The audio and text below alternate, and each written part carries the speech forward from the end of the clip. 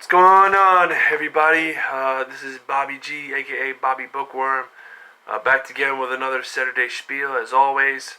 This is a thing where I've done every week for a while now, where I give readings, in this case 3 readings, traditionally in the Messianic community, 2 readings in traditional Jewish communities, and in my case 4, because I go through TorahPortions.org, as well as Chosen People Ministries is a ministry that I am an at-large member of. I say at-large member because I'm not currently active in any particular Chosen People Ministries stuff, but I do look into that from time to time.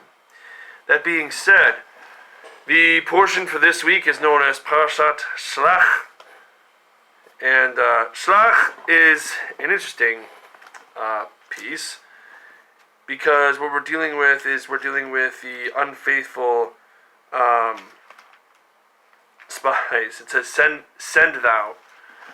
And really that's a way to look at it is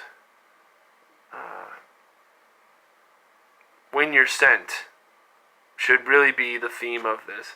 Because when you're sent to do something for God, when we look at the portions for this week, which are, by the way, Numbers chapter 13 verse 1 to chapter 15 verse 41 in Numbers, Joshua chapter 2 verses 1 through 24, Matthew chapter 10 verses 1 through 14, which comes from TorahPortions.org, and Hebrews chapter 3 verse 7 to chapter 4 verse 11, which is CPM, Chosen People Ministries. And both of these New Testament readings fit very well actually with the overarching theme, because in Numbers we have these 12 spies who were sent to, spy out the land and, tell, hey, is it a good land? Is it a bad land? What are the people like? Are there fortified cities? Are there unwalled villages? Etc., etc., etc. And, they get some of the fruit, some of the grapes, because it was the season for grapes, for first grapes, I should say. And, they talk about how the land's got milk and honey, but, there's giants, and there's the son of Anak, and the Rephaim, the remnants of them. Those are in the land, and they looked like giants to us, and we looked like ants or grasshoppers in their eyes. And 10 out of the 12 spies bring a bad report. Only Joshua and Caleb bring a good report and saying, "Hey, wait! We're good. The God is with us. We got the numbers. We got God on our side. We're good." But the 10 spies don't. And as a result, those 10 spies end up dying and not going into the promised land, and neither do the people who grumble against Moses, because Moses has to intervene for the people again.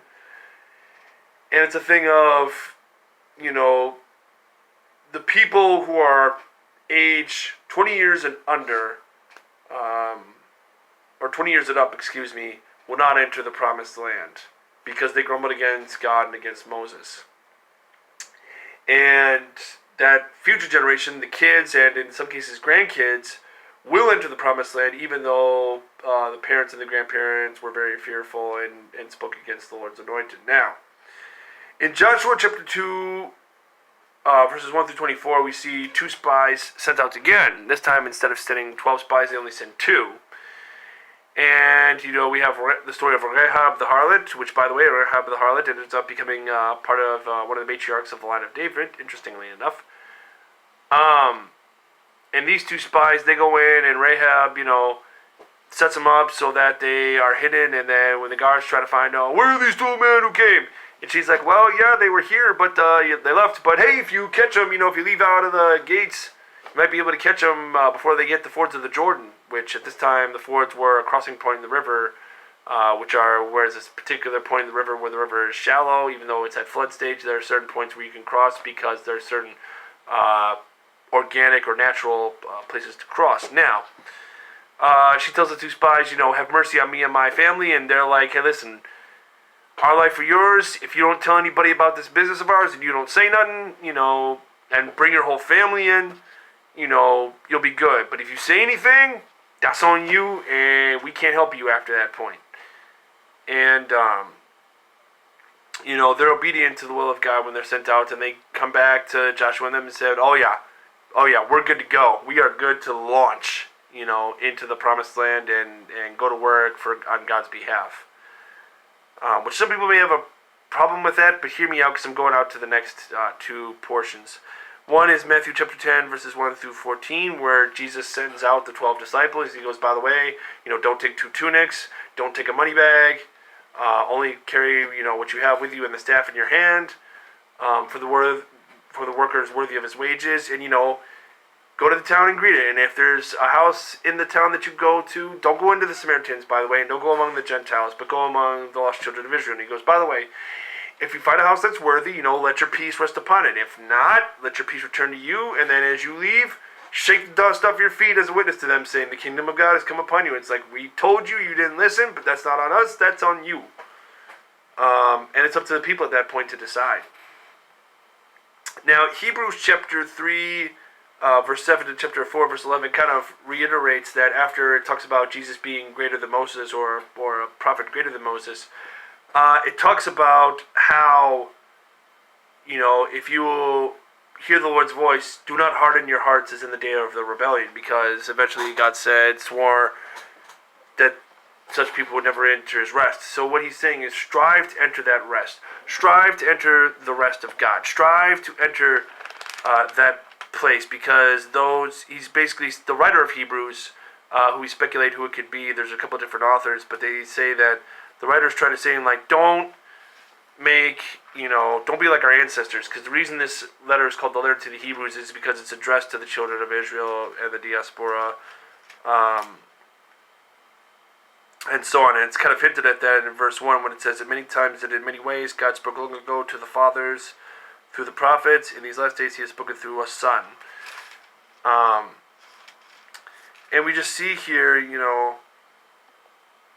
this provoking and not enter the rest. And in chapter 4, starting with verse 1, it says, let us fear then, through a promise of entering his rest is left open, some of you would have fallen short. Or let us fear then, though a promise of entering his rest is left open, some of you would seem to have fallen short. For we also have had good news proclaimed to us, just as they did.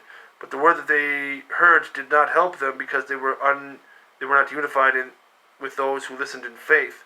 For we who have trusted are entering into that rest. It is just as God has said, so I swore in my wrath they shall not enter my rest. Even though his works were finished since the foundation of the world. For somewhere he was spoken about the seventh day in this way, and God rested on the seventh day from all his works, and again, in this passage, they shall never enter my rest. So then, it remains for some to enter into it, yet those who formerly had good news proclaimed to them did not enter because of disobedience. Again, God appoints a certain day. Today, saying through David after so long time, just as has been said before, today if you will hear his voice, do not harden your hearts. And it's a thing of there's a Shabbat rest that comes in God that is greater than what was proclaimed in the Shabbat rest earlier on, and there's a greater rest once the tribes eventually crossed over. What am I saying in all of this? I'm saying when God sends you, go. And if God is with you, don't worry about what's in front of you. Don't worry about the obstacles in front of you. If God is with you, don't worry about it. But press on and keep it moving. Again, the passages for this week are Numbers chapter 13, verse 1 to chapter 15, verse 41, Joshua chapter 2, verses 1 through 24, and Matthew chapter 10, verses 1 through 14, and Hebrews chapter 3, verse 7 to chapter 4, verse 11. This is Bobby G, a.k.a. Bobby Bookworm. This is my Saturday Shpiel, and Lord willing, I hope to hear from y'all next week. Peace.